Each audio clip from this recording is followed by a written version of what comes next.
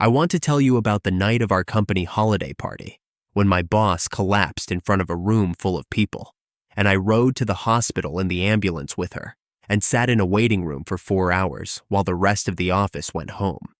And when she finally opened her eyes in a hospital bed in Cincinnati, Ohio, the first thing she said was, not "where am I" or "what happened."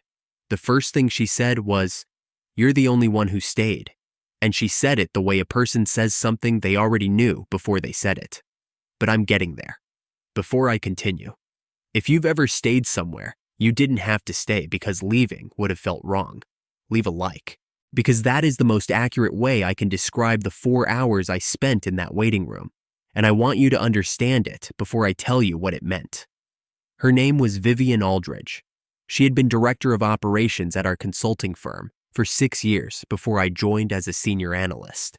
I had been reporting to her for 2 years and 3 months when this happened, which was long enough to understand how she ran a room, how she made decisions, how she held herself when something was going wrong in a way she had not anticipated and was not yet ready to show.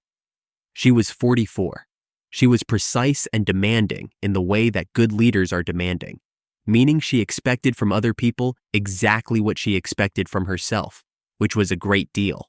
She did not perform warmth, but she was not cold. She had a specific way of listening that made you feel like what you were saying was being taken seriously rather than managed. She had been through a divorce 2 years before I arrived that I knew about from company history rather than personal conversation.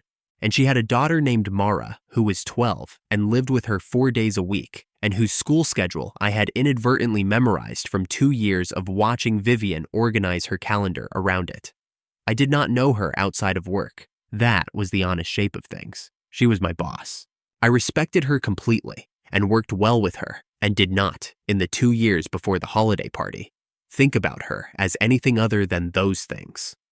The party was on a Friday in December. Our firm rented a private dining room on the top floor of a hotel in downtown Cincinnati, the kind of venue that required the food to arrive in courses, and the lighting to be warm, and the music to be quiet enough for conversation without competing with it.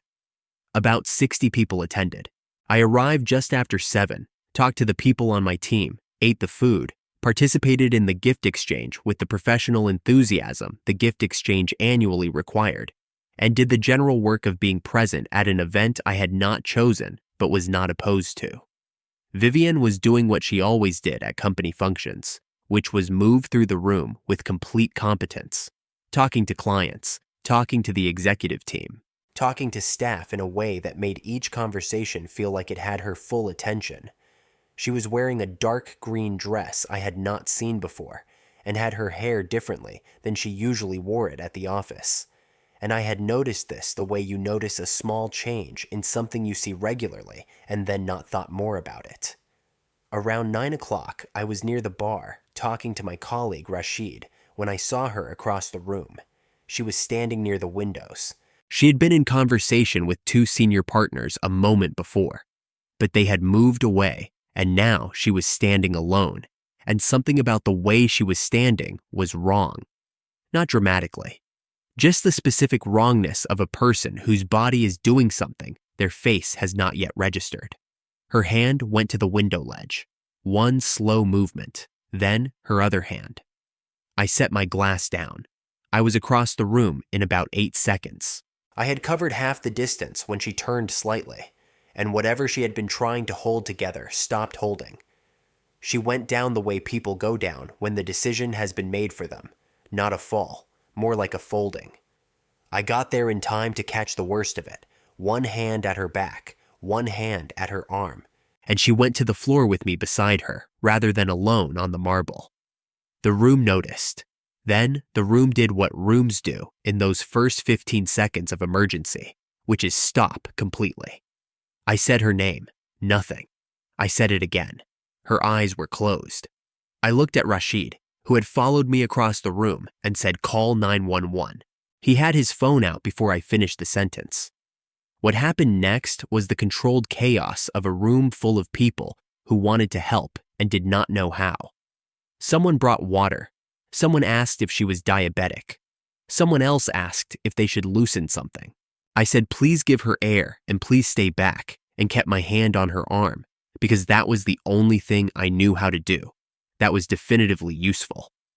A woman named Carol from our HR department came and crouched beside me, which helped, and the two of us stayed there while the room held itself at a respectful distance, and Vivian's breathing stayed shallow but steady, and her face stayed very still.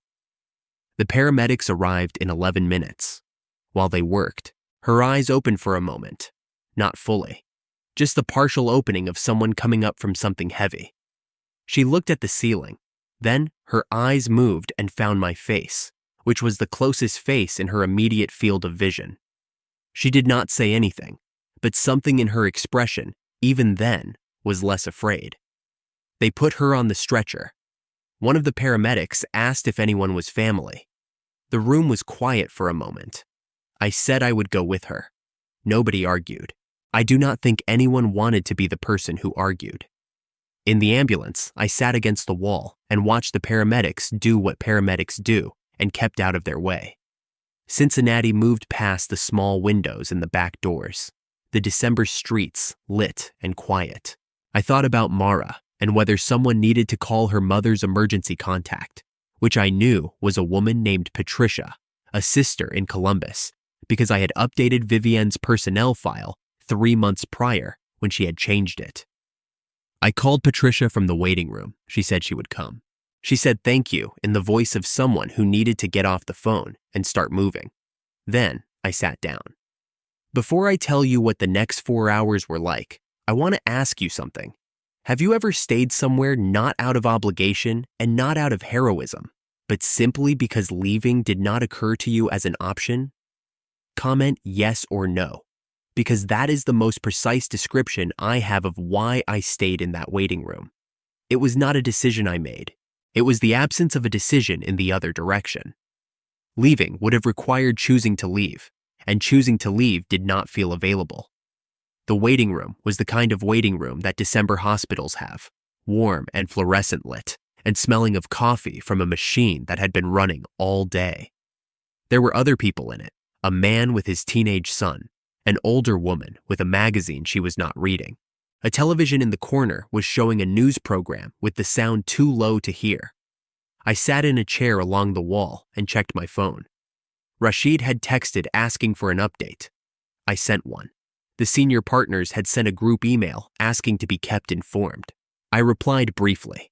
My direct manager, a man named Jeffrey, who was technically above Vivian in the org chart, had texted twice asking if I needed anything, which I understood as a polite way of asking whether he should come.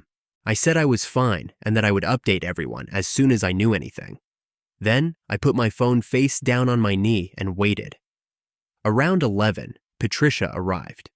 She was a tall woman in her early 50s who walked the way people walk when they have been driving fast and are still moving at that speed even though they have stopped the car.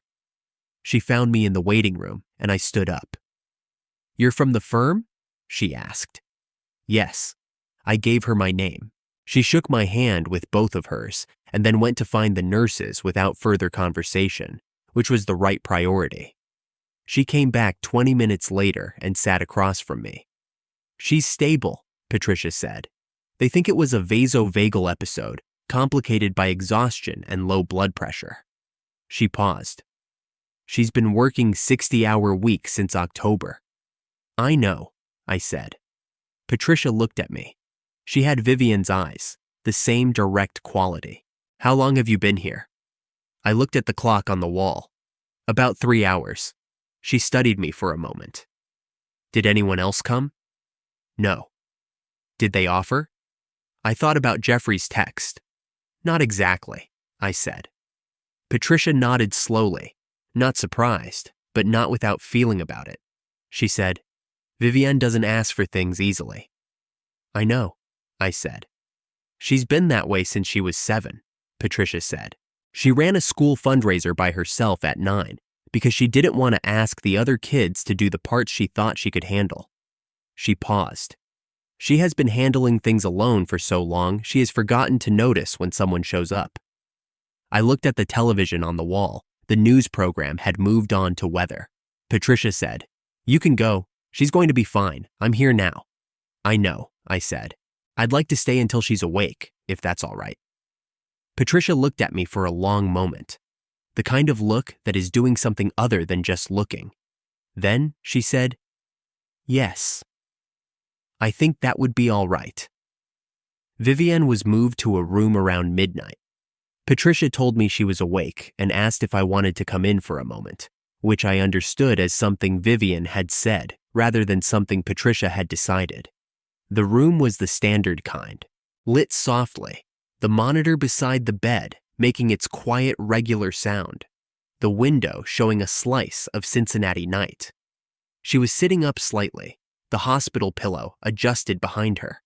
She looked pale and tired in a way that was different from how she looked tired at work, more unguarded, like the version of her that existed when the room was not watching. She looked at me when I came in. She said, "You're the only one who stayed, not a question." She already knew. She had probably asked Patricia. I said, "Yes." She was quiet for a moment. The monitor kept its rhythm. She said, "You rode in the ambulance." I said, "Yes." She looked at the window. Her hands were on the blanket, both of them, fingers slightly apart. She looked like a person who was deciding how much to say while being too tired to decide against honesty. She said, "I was aware, in the ambulance, briefly." I waited. She said, "I was aware that you were there." I said, "Good." She looked back at me. Her expression was something I did not have a precise word for. Not gratitude exactly, not relief exactly. The thing that exists in the space between those two, where a person realizes they were not as alone as they had prepared to be. She said, "You didn't have to stay." "No," I said. "Jeffrey didn't come." "No." A small pause. She looked at her hands. She said, "I'm not easy to work for. That's not why I stayed." She looked up. "Why did you stay?" I thought about how to answer that honestly, without saying something that belonged to a different conversation than this one. A hospital room at midnight was not the right container for everything that answer might eventually hold. I said, because leaving didn't feel like an option. She held that for a moment. The monitor continued its quiet sound. Patricia appeared in the doorway. She looked at both of us with the same expression she had used in the waiting room, the one that was doing something other than just looking. She said, "The doctor wants you to sleep." Vivienne did not look away from me. "I know," she said. She paused. "Thank you," she said. And she said it the way a person says something they mean completely, without softening it, or making it proportional, or performing it for the room. "You're welcome," I said. I left the hospital at 12:40. The December air was cold and exact. I stood at the curb for a moment, waiting for my car, and thought about what it felt like to be thanked like that, not for the performance of something, but for the simple fact of having stayed. Patricia texted me the next morning. She is home and resting. She asked me to tell you she will be in touch. Then, she also said she already knows what she wants to say to you. She is waiting until she can say it properly. I read that 3 times. Vivienne came back to the office on Wednesday of the following week. She walked in at 8:30 the way she always walked in, precisely and without announcement. She stopped at my desk on her way to her office, which she never did. She stood for a moment with her coat still on and her bag over one shoulder. She said, "I would like to take you to lunch on Friday if you're available." I said I was available. She nodded once. Then she said quietly, so only I could hear, "I have been thinking about what you said, about leaving not feeling like an option." I waited. She said, "I want to understand what that meant." I looked at her directly. "I think you already understand," I said. Something moved in her face, small and careful and real. She said, "I want to hear it said properly, not in a hospital room at midnight." "Friday," I said. "Friday," she said. She went to her office. I went back to my work. The morning did its ordinary thing around us, but the room was different slightly, in the way rooms are different when 2 people in them have stopped pretending the shape of things is only what it appears to be. Lunch was at a small place on 4th Street, the kind that did not require reservations, but took its food seriously. She was there when I arrived, which was unusual because Vivian was usually exactly on time, and I was 3 minutes early. She had a glass of water and was looking at the menu with the expression she used when she was thinking about something other than what was in front of her. She looked up when I sat down. She did not look like my boss in that moment. She looked like a person who had decided to be somewhere entirely and was a little uncertain about what came next. She said, "I asked Patricia what she thought of you." "What did she say?" "She said you have the kind of decency that doesn't announce itself." I looked at the menu. She said, "I've been thinking about that since Wednesday." I said, "What did you decide?" She set her menu down. She looked at me the way she had looked at me in the hospital room, unguarded and precise, and without the professional distance that 2 years of working together had installed between us. She said, "I decided that I have been working 60-hour weeks since October, partly because my office is the only place I know how to be fully present, and that I have been doing that long enough that I stopped noticing what it was costing me." I said, "I know." She said, "You noticed." I said, "You're not easy to miss." That surprised her. The surprise was brief and real, and she did not try to manage it. She said, "I don't know how to do this slowly." I said, "I'm not in a hurry." She picked up her water glass. Then she said, in the direct and precise voice she used for things she meant completely, "I want to learn." The restaurant did its lunch hour business around us. Cincinnati outside the window was gray and cold and going about its December. Patricia was in Columbus. Mara was at school. The office was 11 blocks away and did not know where we were. We stayed for 2 hours. She told me about Mara, the real version, not the calendar version I had learned from 2 years of watching her organize around school pickups. She told me about the divorce, briefly and without drama, the way a person tells you the shape of something they have already understood. She told me she had not been to lunch with someone without an agenda in longer than she could remember, and that this felt strange and also correct. I told her things too. Not everything, but the honest kind. When we left, she stood on the sidewalk in the December cold and looked at me with the settled expression of someone who has located something they had been looking for without knowing they were looking. She said, "I'm still your director, I know." I said, "That's complicated, yes." She pulled her coat slightly tighter. She said, "I'm going to think about the complicated part." "So will I said. She nodded once, then she said, "For the record, I was glad it was you, in the ambulance, and in the waiting room." "I know," I said. She almost smiled. "How do you know?"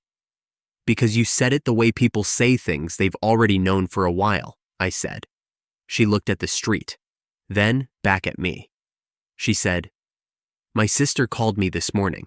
She wanted to know who you were. What did you tell her?" A pause, small and significant. She said, "I told her I was still figuring that out." She walked toward the parking structure. I walked in the other direction. Halfway down the block, I heard her say my name. I turned. She was standing on the sidewalk with the December wind in her coat. She looked at me from 20 feet away with an expression I recognized from the hospital room and from the restaurant, and from 2 years of watching her manage everything with precision and very little help. "Thank you," she said, again, "for staying." I held her gaze. "Some things only need to be done," I said, "not explained." She looked at me for one more moment. Then she turned and walked to her car, and I turned and walked to mine, and the city went on being cold and December around us. She texted that evening, just, "Friday was good." I wrote back, "Yes, it was." 3 dots appeared. Then, "Same time next week?" I set the phone down on the kitchen counter and thought about a hospital waiting room and 4 hours of fluorescent light, and a woman who had woken up and found one person there and said you stayed like it was both a fact and a question. I wrote back, "I'll be there. If this story stayed with you, leave a like. And if you know what it means to stay somewhere simply because leaving wasn't an option, subscribe. The next story is already waiting. If you made it all the way to the end, comment. Leaving didn't feel like an option.